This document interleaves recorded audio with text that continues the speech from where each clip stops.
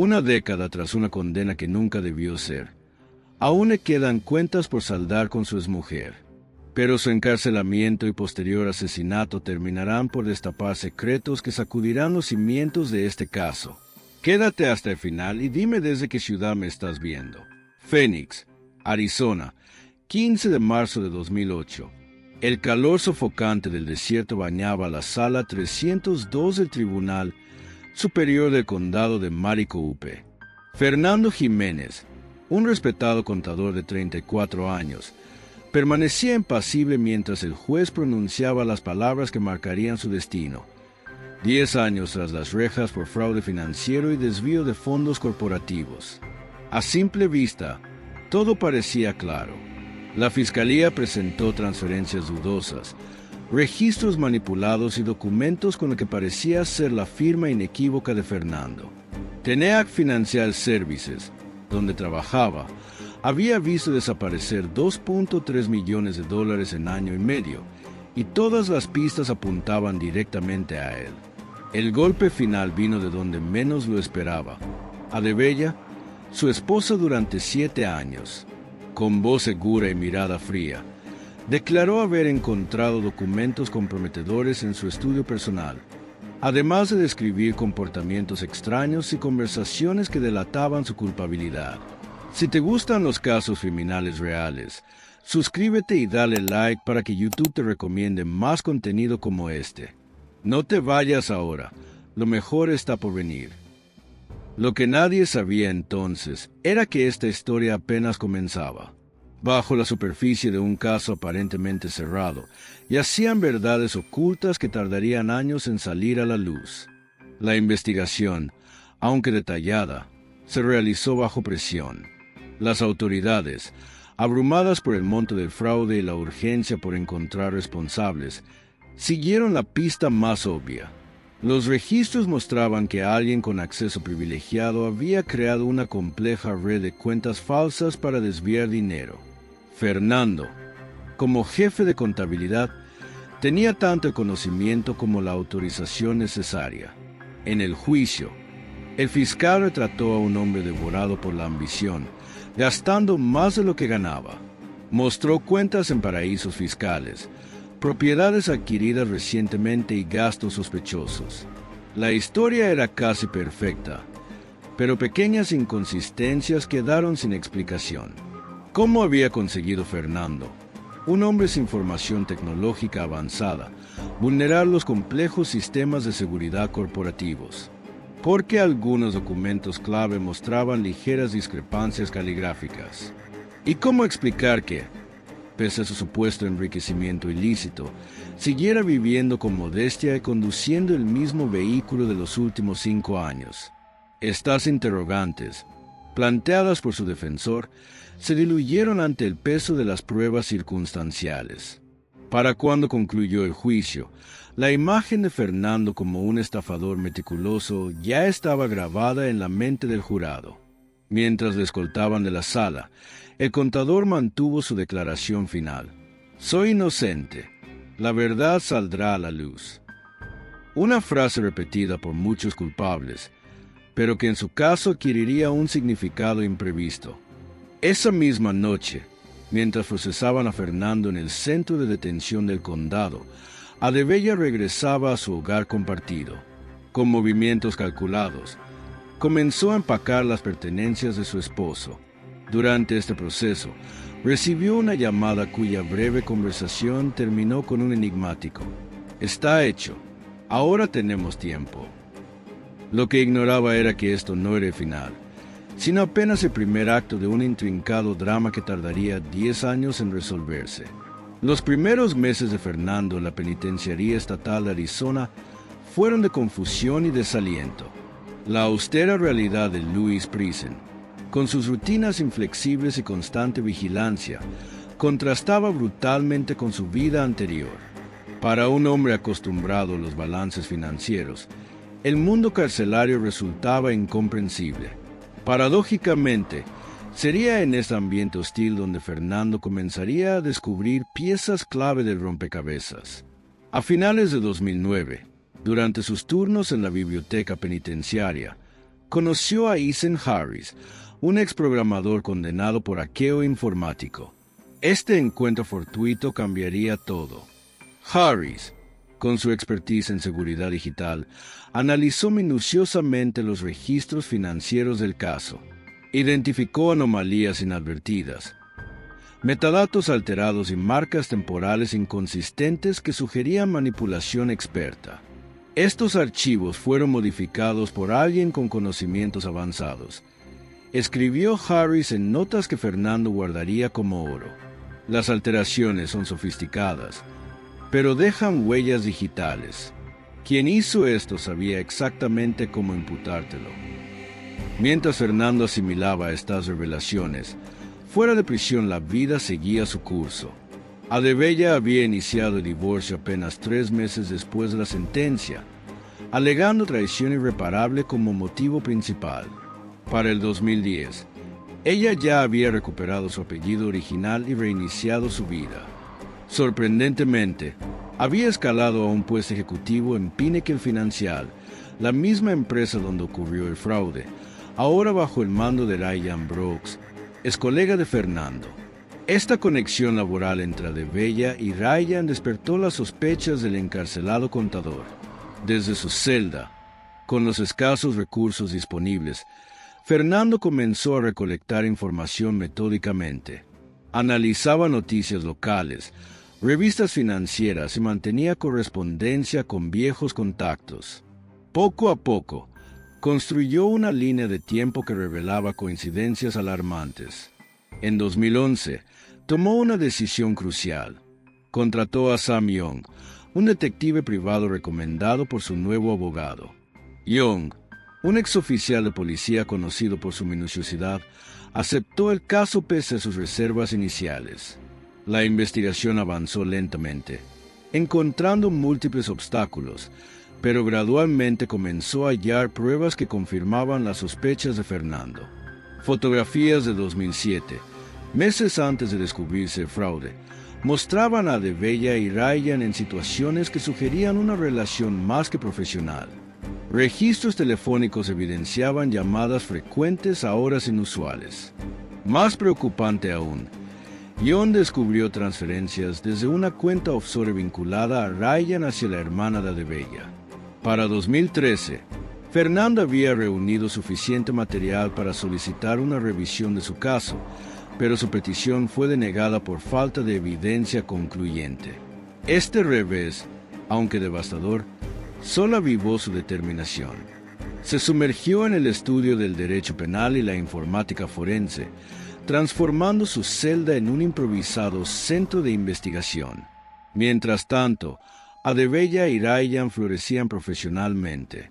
En 2014, la pareja anunció su compromiso durante la gala anual de Pinnacle Financial, evento ampliamente cubierto por la prensa.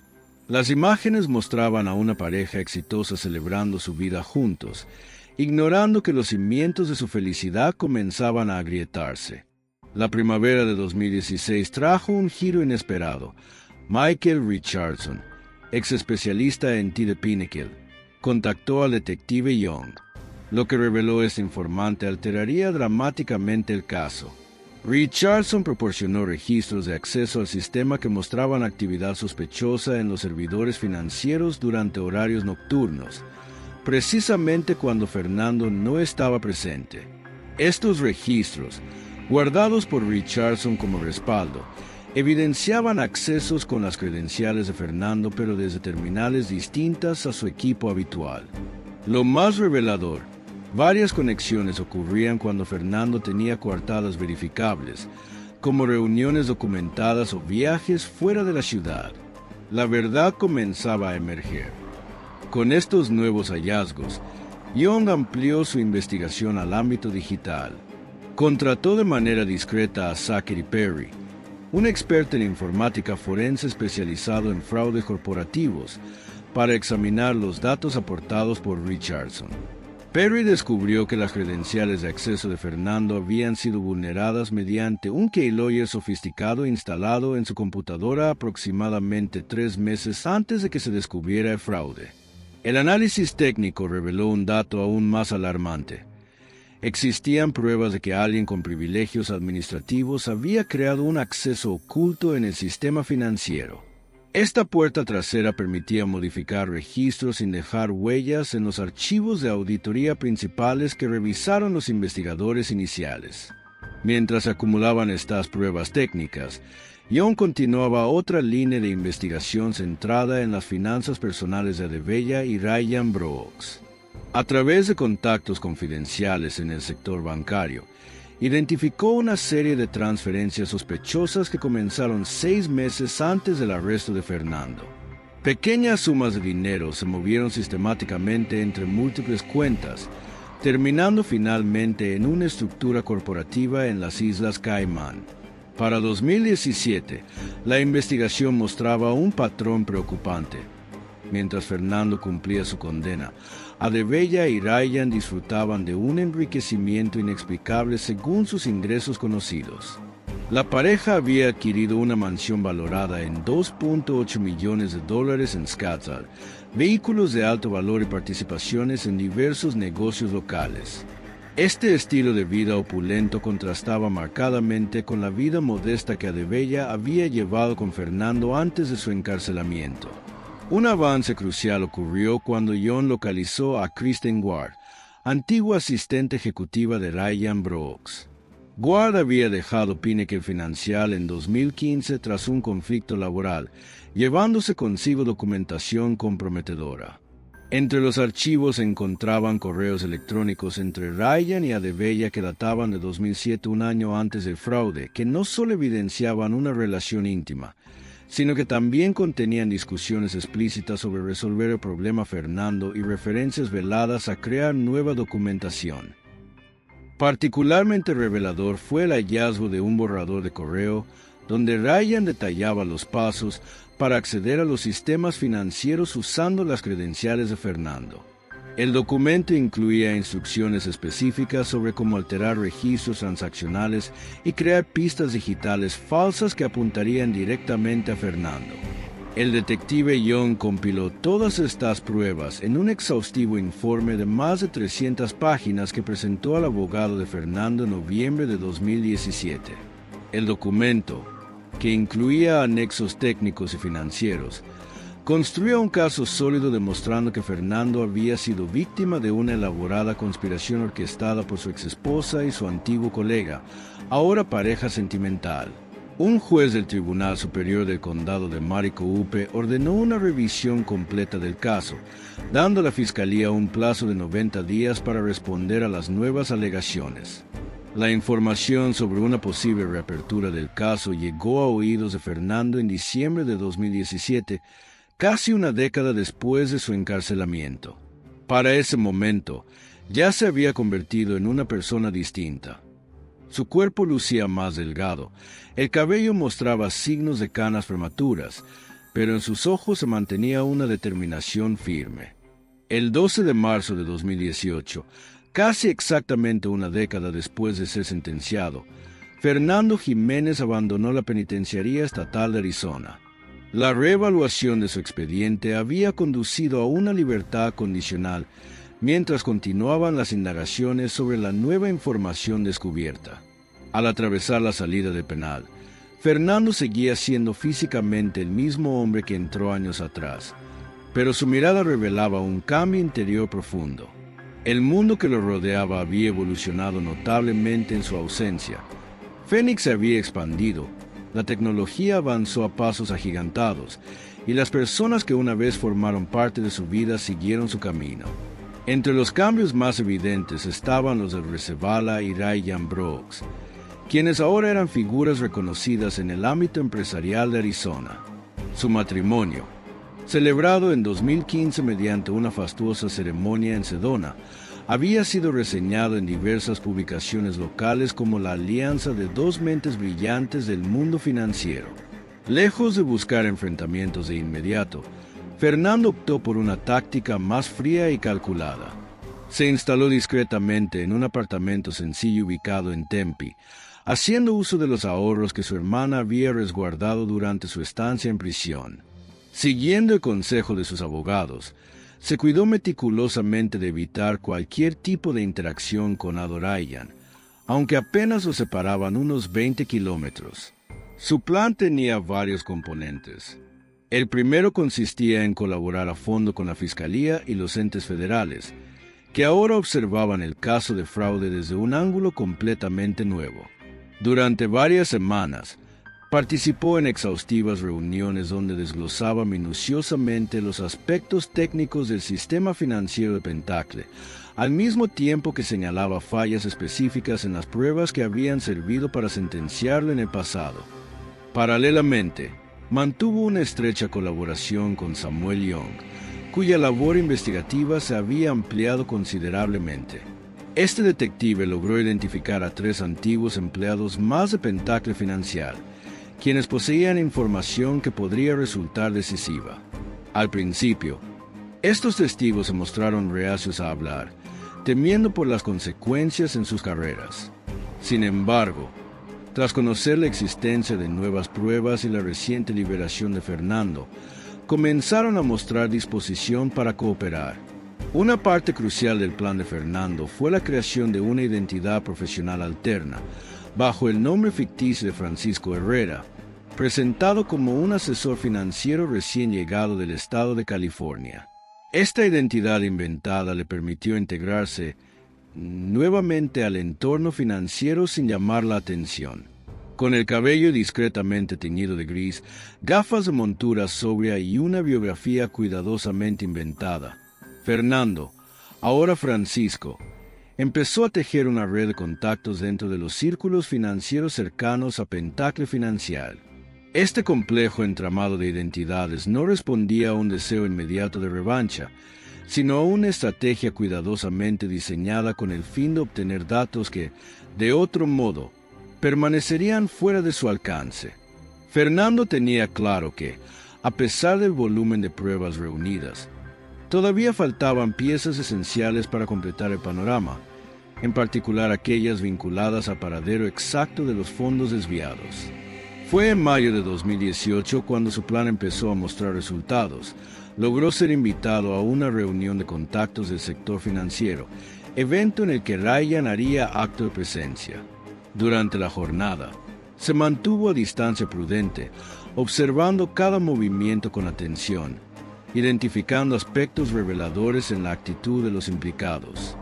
Ryan evidenciaba claros signos de tensión, revisando constantemente su celular y manteniendo conversaciones reservadas en rincones alejados. Heather, en cambio, proyectaba una seguridad que parecía cuidadosamente construida, aunque sus gestos corporales delataban un estado de alerta persistente. Gracias a los vínculos generados bajo su identidad ficticia, Fernando logró acceder a datos sobre los recientes movimientos empresariales de la pareja. Así descubrió que habían acelerado el traspaso de activos hacia nuevas estructuras corporativas, principalmente registradas en Nevada y Delaware, jurisdicciones célebres por su opacidad legal en asuntos comerciales. Este patrón de conducta apuntaba a maniobras preventivas para movilizar capital antes de que las investigaciones cobraran mayor intensidad. El momento clave llegó en julio de 2018, cuando Timothy Bennett, un analista financiero que trabajaba directamente con Ryan, se puso en contacto con el detective. Bennett había hallado documentos que enlazaban de forma directa a Ryan y Heather con operaciones fraudulentas, no solo relacionadas con el caso de Fernando, sino con un esquema continuado que había desangrado millones adicionales de Pentacle en los años posteriores a la condena. El analista presentó copias de transacciones sospechosas, mensajes cifrados por correo electrónico, lo más revelador, registros de acceso a servidores seguros que demostraban que Ryan había replicado métodos similares a los usados para inculpar a Fernando, pero con un nivel mayor de sofisticación. La contundencia de las pruebas llevó a las autoridades federales a iniciar de inmediato una investigación paralela enfocada en una posible red de blanqueo de capitales a nivel internacional. Para finales de agosto, mientras los procedimientos oficiales tomaban impulso, Fernando puso en marcha la fase final de su plan. A través de una red bien tejida de colaboradores e informantes, comenzó a distribuir deliberadamente información engañosa a Ryan y Heather, haciéndoles creer que las autoridades seguían pistas equivocadas. Esta maniobra de confusión tenía el propósito de inducir en ellos una falsa sensación de tranquilidad que los empujara a cometer errores decisivos. Sin embargo, lo que Fernando no podía anticipar era que Ryan y Heather, conscientes de la presión creciente, estaban preparando una reacción desesperada que podría arruinar todo lo logrado hasta ese momento. Mientras el cerco se cerraba sobre ellos, comenzaron a ejecutar un plan alternativo cuya meta no era solamente eludir a la justicia, sino también eliminar cualquier conexión directa con el fraude original. Ese plan de emergencia de Ryan Brooks y Heather Recevalla se activó en la madrugada del 15 de septiembre de 2018, luego de semanas de preparativos en secreto. La pareja intentó llevar a cabo lo que consideraban una huida impecable. Pasajes aéreos comprados bajo nombres falsos, papeles de identidad fraudulentos elaborados con gran precisión y una última transferencia de fondos hacia cuentas ubicadas en territorios intratados de extradición. No obstante, ignoraban por completo que todos y cada uno de sus pasos ya habían sido previstos con antelación. Las autoridades federales, en coordinación estrecha con Fernando Jiménez y el detective asignado al caso, habían montado una red de seguimiento que observaba cada movimiento de Ryan y Heather. A las 4:30 de la madrugada, cuando la pareja llegó al aeropuerto internacional Sky Harbor, en Phoenix, un grupo de agentes del FBI ya se encontraba desplegado, aguardando con discreción. La aprehensión se realizó sin inconvenientes justo cuando ambos intentaban atravesar el control de seguridad portando pasaportes falsificados.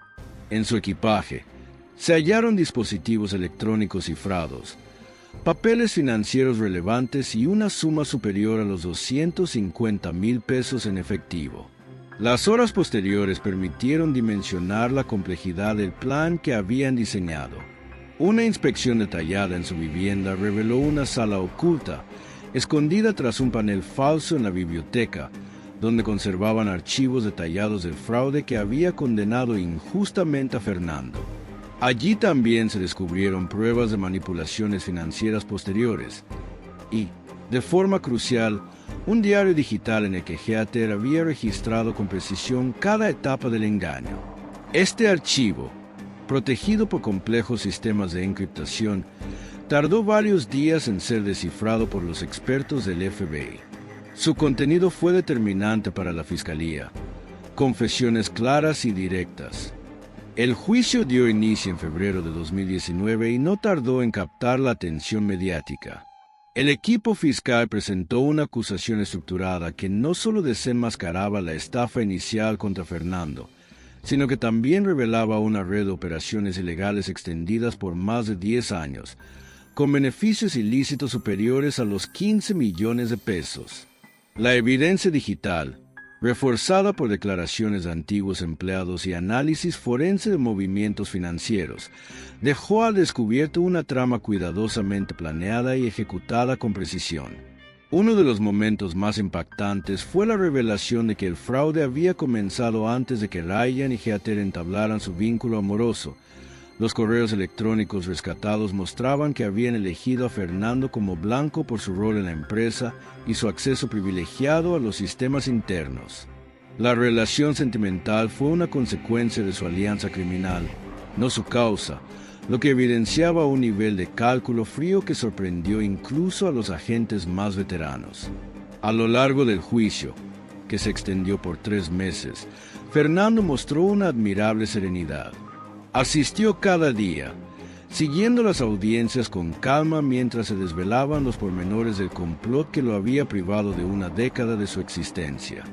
Cuando finalmente subió al estrado, su testimonio fue preciso, sobrio y libre de emociones desbordadas o deseos de venganza, lo cual lo convirtió en una herramienta devastadora para la Fiscalía. El 17 de mayo de 2019, tras solo 6 horas de deliberación, el jurado entregó su veredicto: culpables en todos los cargos. Ryan Brooks y Heather Recevalla fueron condenados por fraude financiero, alteración de pruebas, falso testimonio y obstrucción de la justicia. El juez, destacando la crueldad extrema de haber permitido que un inocente permaneciera 10 años encarcelado a sabiendas, dictó las penas máximas: 25 años de prisión para Ryan y 22 para Heather, sin opción de libertad condicional anticipada. Una semana después, en una audiencia aparte, Fernando Jiménez fue oficialmente declarado inocente de todos los cargos. El tribunal emitió una resolución reconociendo la injusticia sufrida y ordenó una compensación económica de 7.8 millones de pesos. Aunque la cifra era considerable, no podía devolverle el tiempo perdido. En los meses que siguieron, Fernando fue reconstruyendo su vida poco a poco. Con el dinero de la compensación, fundó una organización destinada a apoyar a personas condenadas injustamente, ofreciendo asistencia legal y acompañamiento a quienes vivían situaciones semejantes a la suya. Fernando también asumió el rol de asesor para entidades gubernamentales, colaborando en temas relacionados con la seguridad financiera y la prevención de estafas, convirtiendo su dolorosa vivencia en un recurso valioso para proteger a otras personas. En una entrevista realizada un año después de haber sido absuelto, compartió sus reflexiones con una madurez forjada a través de un sufrimiento incalculable. No habló desde el resentimiento ni expresó deseos de revancha, sino que se centró en la capacidad de recuperación del ser humano y el poder transformador de la verdad. Relató cómo la injusticia que soportó le enseñó a valorar la paciencia con propósito, a confiar incluso en los momentos más duros y a comprender que, aunque el camino esté lleno de sombras, la constancia puede eventualmente llevar a la claridad. El caso de Fernando Jiménez dejó una huella significativa dentro del sistema judicial en Arizona, impulsando revisiones profundas en los procedimientos de investigación financiera y estableciendo nuevos estándares legales para abordar el fraude corporativo. Más allá de sus consecuencias jurídicas, su historia sigue vibrando como una advertencia poderosa. Aunque la justicia pueda parecer lenta en su recorrido complicado, si se la persigue con determinación firme, puede finalmente imponerse. Para quienes conocen su historia, queda como una prueba irrefutable de que la constancia, la paciencia y el compromiso inquebrantable con la verdad tienen el poder de desmontar hasta los engaños más complejos. En un mundo donde las apariencias pueden resultar engañosas y donde las verdades pueden permanecer enterradas por años, el caso de Fernando nos recuerda que la justicia puede demorarse, pero no está fuera del alcance de quienes jamás dejan de buscarla. ¿Qué opinas de este caso? Déjame tu comentario aquí abajo mientras preparo el siguiente video que, estoy seguro, te va a fascinar. Y no te vayas aún. En la pantalla final te dejo un video seleccionado especialmente para ti con otro caso de crimen real. No te lo pierdas. Si este caso te impactó tanto como a mí, dale like y suscríbete para no perderte más historias reales como esta. Quiero saber tu opinión. ¿Crees que se hizo justicia en este caso? ¿O quedaron preguntas sin respuesta? ¿Conoces algún caso que quieres que hablemos en el siguiente video? Déjamelo en los comentarios. No olvides dejar en los comentarios aspectos a mejorar para los siguientes videos. Únete a nuestra comunidad y activa la campanita para recibir notificaciones cada vez que suba un nuevo caso. No te pierdas ninguna investigación. Comparte este video con tus amigos y familiares para que más personas conozcan esta historia y juntos podamos seguir dando voz a las víctimas que merecen justicia. Gracias por tu apoyo. Cada like y comentario nos motiva a seguir contando estas historias con respeto y dedicación. Nos vemos en el próximo caso.